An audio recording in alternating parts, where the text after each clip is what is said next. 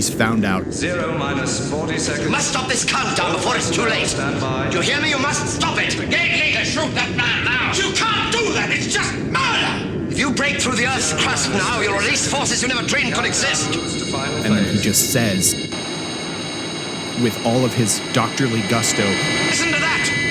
0 It's the sound of minus this 20 planet seconds. screaming out its rage. Countdown will now proceed by and it is. Go on, run for it, run! And then at that point, it's high-pitched and squealing, and there's people with guns, and the editing is really fast, and there's no music. And then Dr. Stallman, the evil bad guy, picks up a gun and points it at him, and that's the way the episode ends. 2, 1.